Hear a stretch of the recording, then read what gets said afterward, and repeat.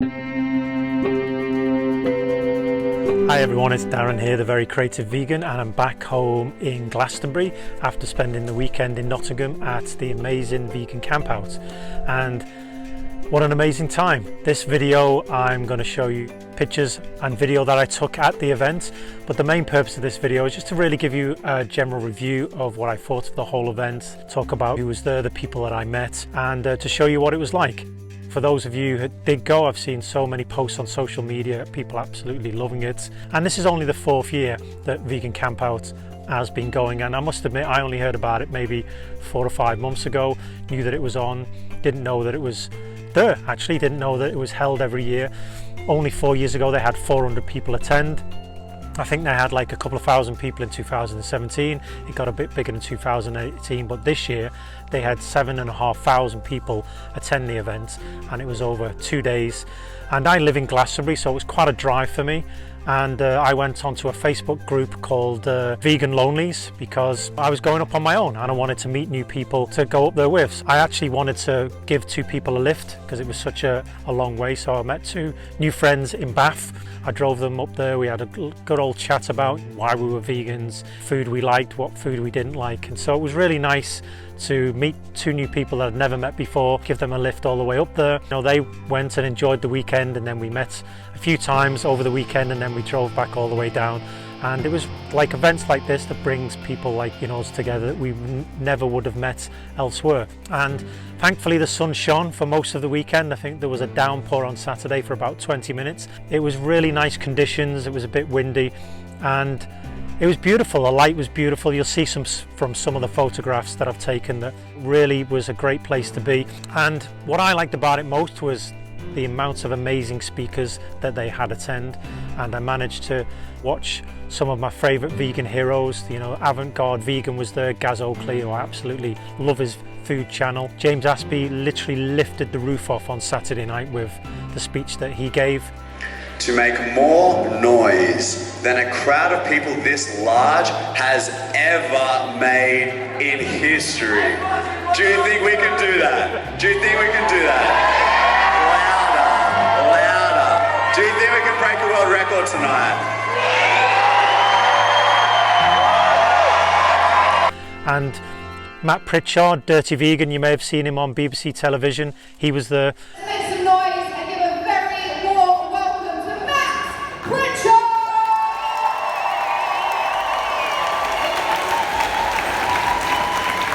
Vegan Campout 2019 was happening! I didn't see them all. I'm hoping they're going to put their speeches up on YouTube because there's a lot to do over the time.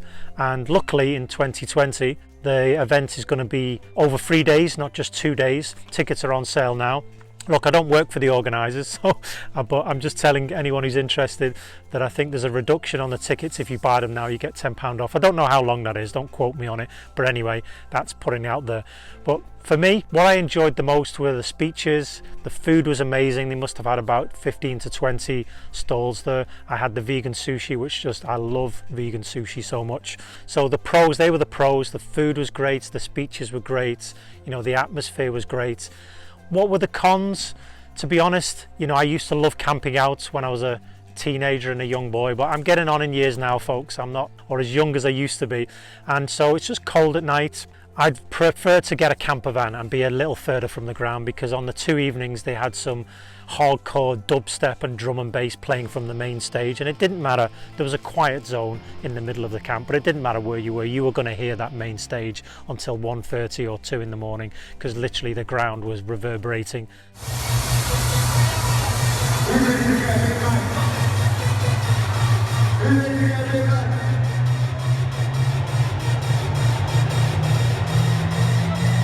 And look, I normally go in bed at 10 p.m. at home and I'm up at 6, but when I'm at an event like this, look, I'll stay up till 12 or 1 o'clock, but at that point then, to be honest, I'm knackered. I need to sleep, I like my rest, but to lie there while that was still thumping and going on till late was pretty hard doing, even with earplugs in.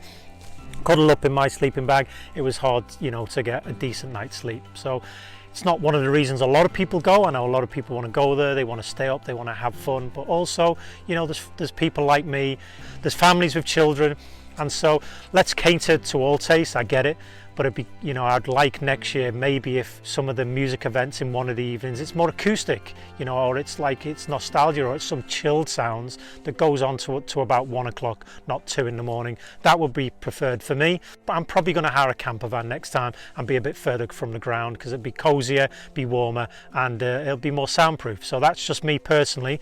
Be great to hear what some of you who went to the event think in the comments. You know, for most people who I could see who were camping out, they were loving it. You know, they had tables outside, they were drinking, they were chilling out. I mean, some people had literally brought a tent big enough. You know, it was like a house that all it was missing was a flat screen TV. So I can tell that some of you love your camping, you're used to it. Well, not quite for me, the camping parts, but everything else was pretty awesome. From a food perspective, it would be nice to see healthier options, more salads, you know, more fresh fruits, more smoothies. I mean, a lot of it was vegan burgers, fries, a lot of like wheat, and a lot of greasy vegan food, which, don't get me wrong, is really tasty, but from a health perspective, it'd be really good next year to have a mixture. The vegan vendors, maybe there was 10 or 12 there again. Be good to see some more vegan businesses and vendors there next year to be selling their goods, because they seem, the people that were there seem to be doing amazingly well.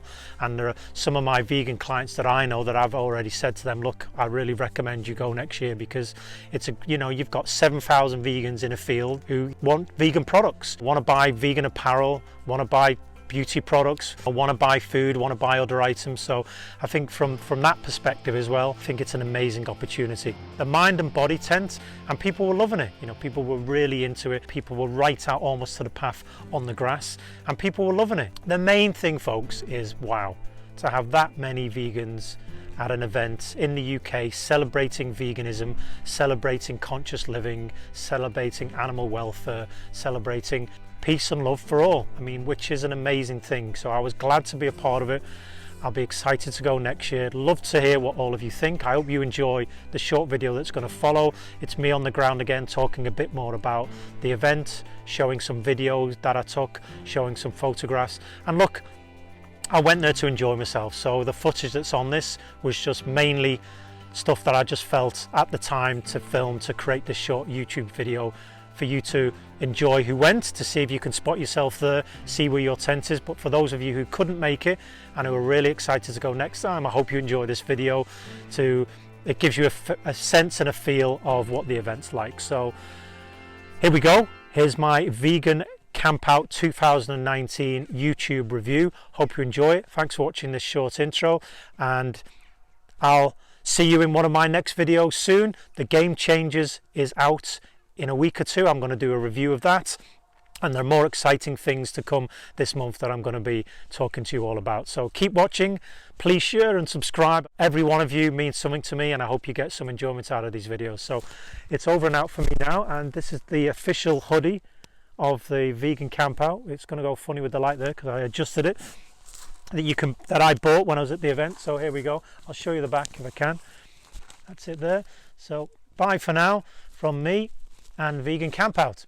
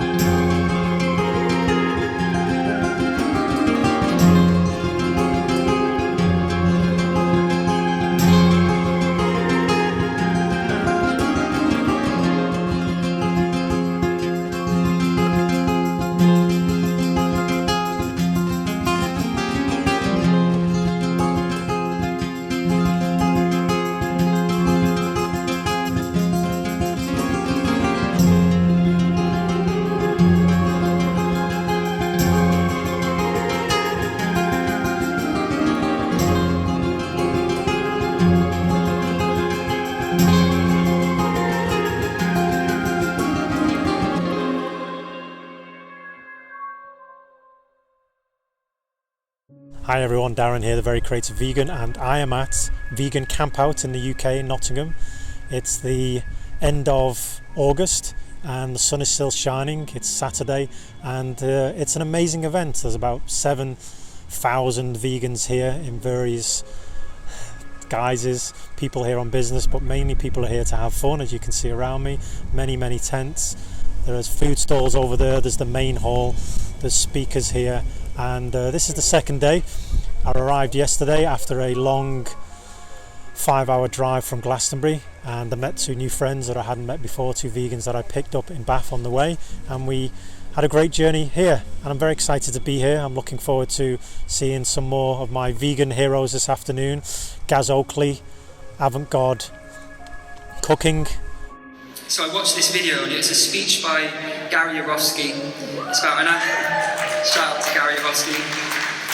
If anyone's got any contacts with him, please tell him I want to cook for him. To thank him for what he's done for me. I watched that video with just an open mind, obviously thinking that veganism could be the answer to these health problems that I was sort of facing. But what he started talking about when it comes to animal cruelty and the way animals are treated, it just sort of just shocked me completely. And I realised that this meat that I was buying from the supermarkets, this meat that I was cooking in the kitchens, I used to butcher everything, you know, and it's not a product. And honestly, it shocked me, and I realised from that moment on that veganism was my lifestyle for the rest of my life, just after watching that one video. And that was 4 years ago in October. So,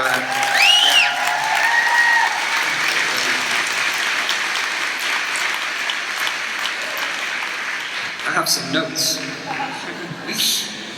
but I don't know where I am. Anyway, so I rang my mum up and I said, bear in mind, obviously I'd just been weight training for 2 years, eating all this meat and everything. I said, Mum, she was on holiday, I'm going vegan. And she said, Gal, what the hell is that? What are you doing? She didn't know what I was doing next, so she said, what on earth are you going to eat? And that was the first thing I thought, actually, what am I going to eat?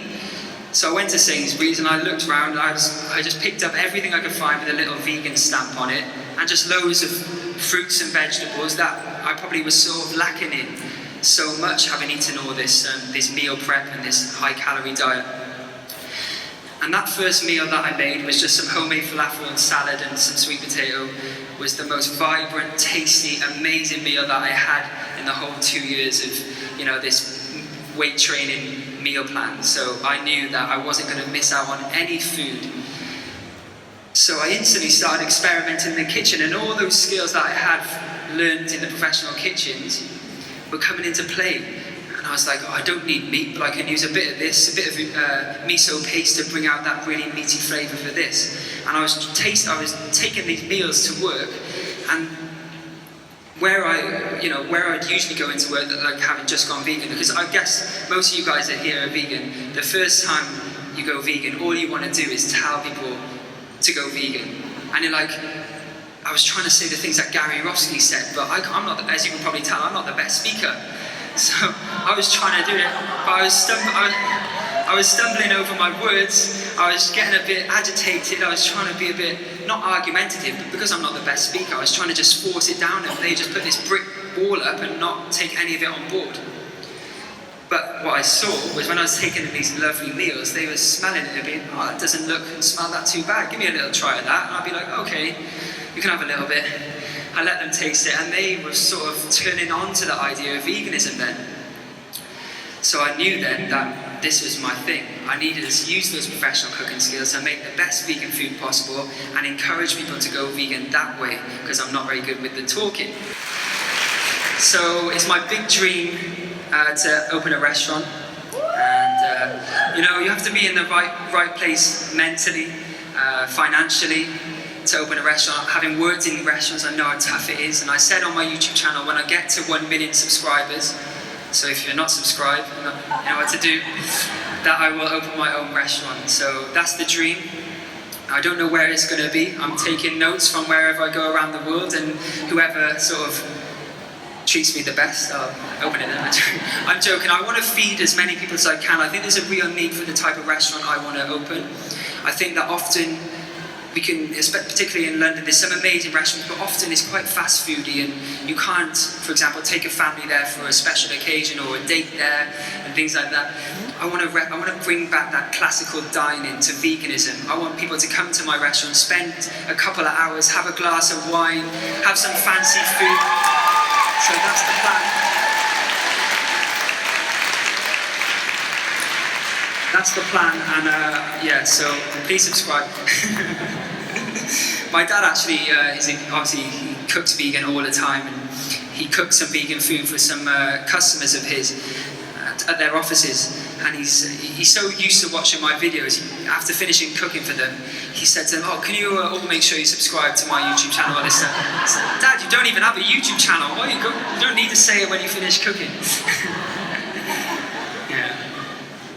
But it's amazing to be here. Thank you so much. I have a lot more interest other than being cooking. I know now that I've built this audience, and I can help inspire them in more ways than one. And things like fashion, trainers, fitness, are all things that I really want to get into. So stay tuned for some very exciting news on the sort of fashion-y front, the trainer front, all this type of thing. I think I'm gonna probably annoy my publisher a little bit, but I'm gonna share some exclusive news with you today because there's so many of you here.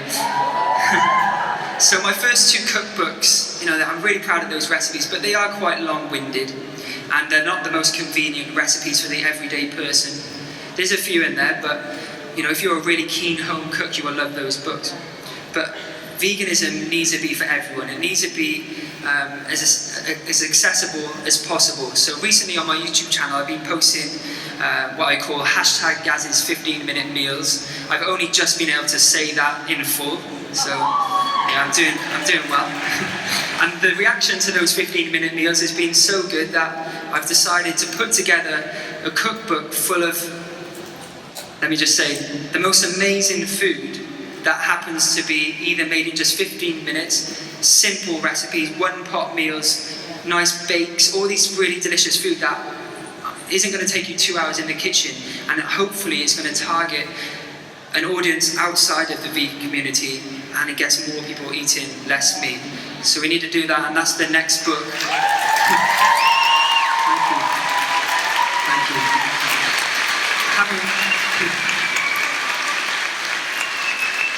I haven't got a name for it yet, but stay tuned. I've probably had so much more to say, but I can't quite remember. Last night I saw Matt Pritchard, known as the Dirty Vegan. You've probably seen his TV show on the BBC, and he gave a great 40-minute talk about his life and how he used to, be this crazy, mad, drink-taking stuntman, but now he runs ultra marathons. He's a vegan cook, and he's turned his life around.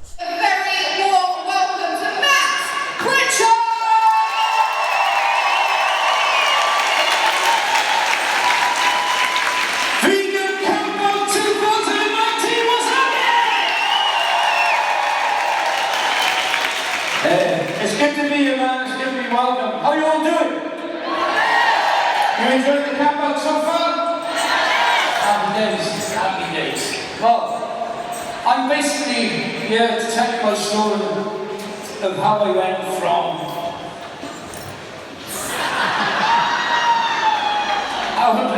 this to this. So I'm just going to tell you my story from the start, really. Right, so questions. Does anybody have a question? I'll want to Hi Matt, doing all of these ultra marathons and everything else, in your most darkest moments when you've been training, what has broke you through the pain barrier? What thoughts? Good question. There's something there's a lot of thoughts. Some I'd like to keep to myself, to be honest. I don't really want to share it with everybody, but it's just the determination not to give up. And a lot of people in the past which have told me I can't, that keeps me going. If anything, for me, when somebody tells me I can't, it's medicine for my mind because I just want to go out there and prove them wrong.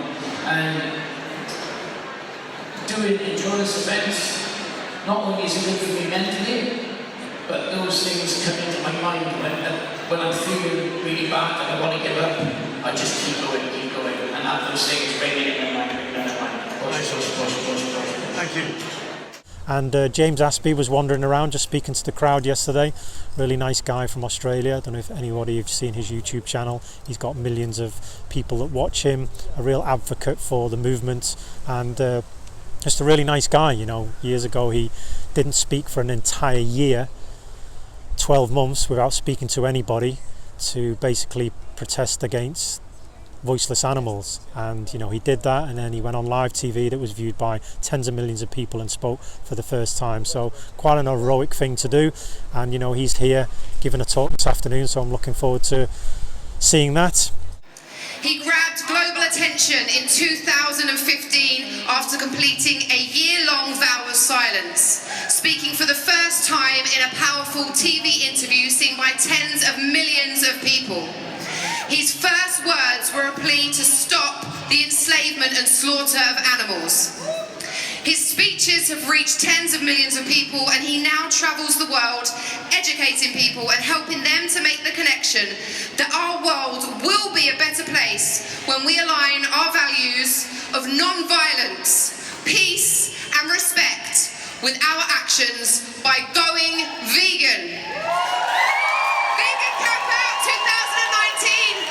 Make so much noise for our next guest, James Aspey!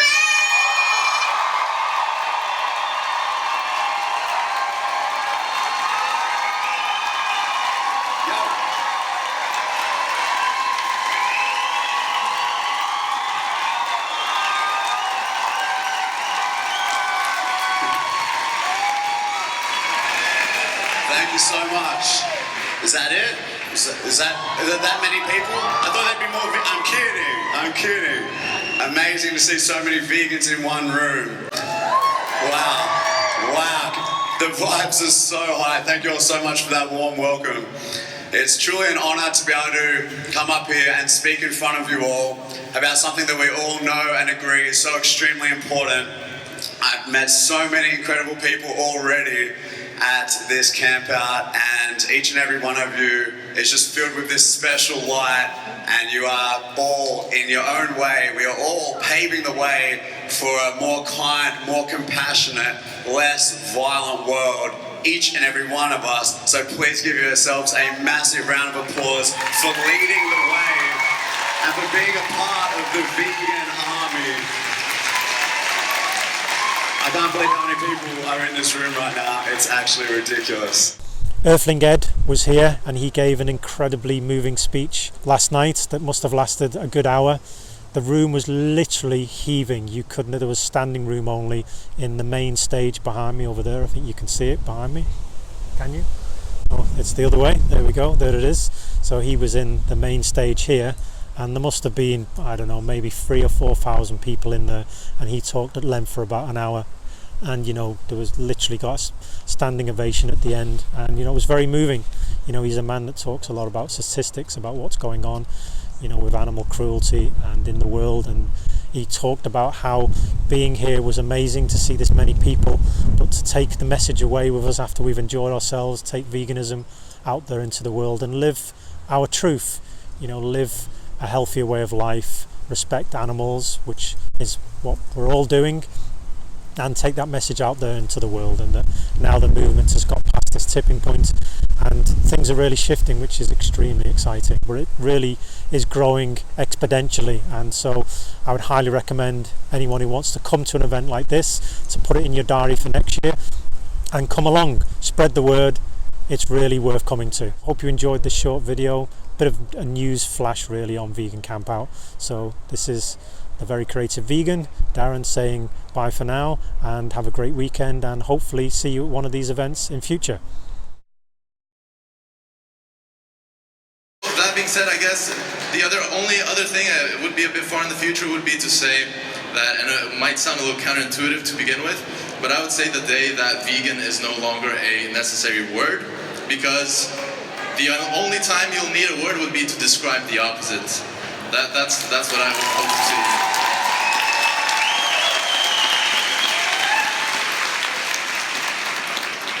All right, thank you so much. Major round of applause for them. They didn't know they were going to be on stage a second ago, so thank you so much. Thank you so much for your patience. Yay, Vegan UK Campout. Your normal presenter, James Aspie, will be up soon. So thank you. The facts. We can thrive on a vegan diet.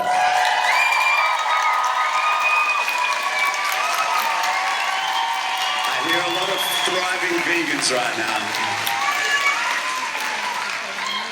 Make some noise if you're not thriving.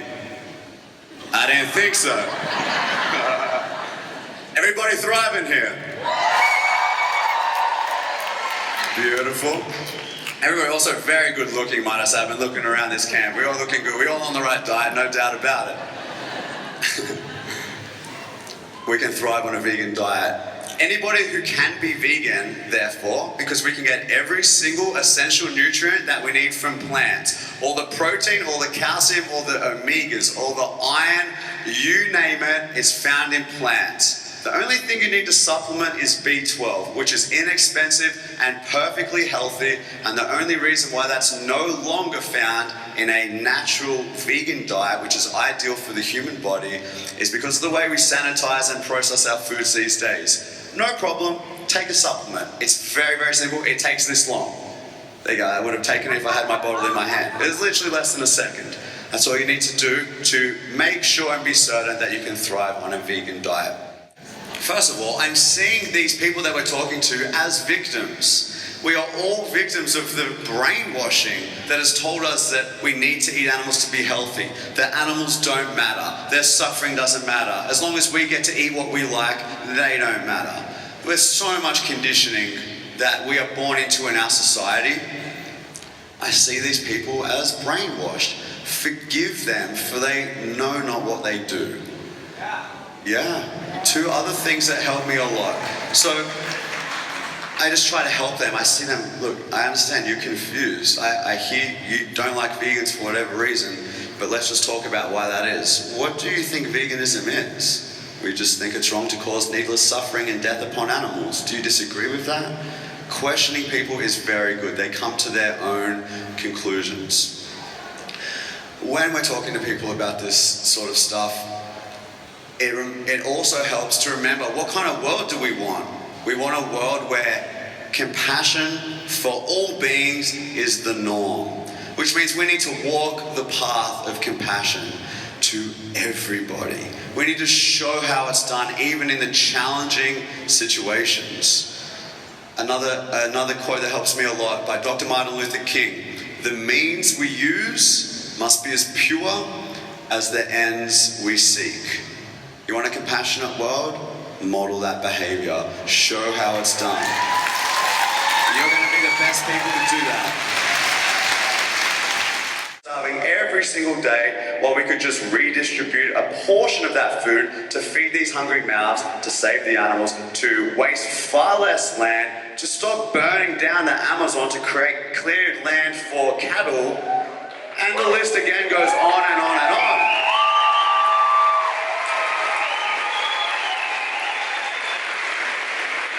And when it comes to health, there is a health crisis as well. The leading cause of death, heart disease. The thing that most of our friends and family are going to die from. Things that we probably would have died from. The thing we probably would have died from if we hadn't switched to a plant-based diet. It doesn't even need to barely exist. The biggest killer is something we could almost totally eradicate just by switching to a plant-based diet. Would also reduce the incidence of cancers and diabetes and obesity and osteoporosis and many other health issues that humans are currently faced with. Ethics, health, environment, all pointing in the same direction. Become vegan. That's what we all got to do. Now, you are here, you're not vegan yet, some of you, and you have your reasons. I had a lot of reasons why I wasn't vegan for a while there too. I guarantee you, whatever your excuse is, whatever your reason for not being vegan is, there is a very, very good logical answer to your objection that again will point in the direction of becoming vegan. So my challenge to you is to challenge each and every one of the objections you have left. Ask vegans, do some research yourself. If you don't believe us, do some research yourself and find out the answers to your objections, and you'll run out. Your list will have a lot of crosses through all of them. And then the only thing left to do is dive right in. Be vegan, feel the change in your life, and start helping us contribute to a kinder, more peaceful world. So good luck to each and every one of you on that journey. Very excited for you all. Thank you for coming here. Thank you to all the people who brought those people here. All right. Now, for everybody who is already vegan, how are we gonna get it?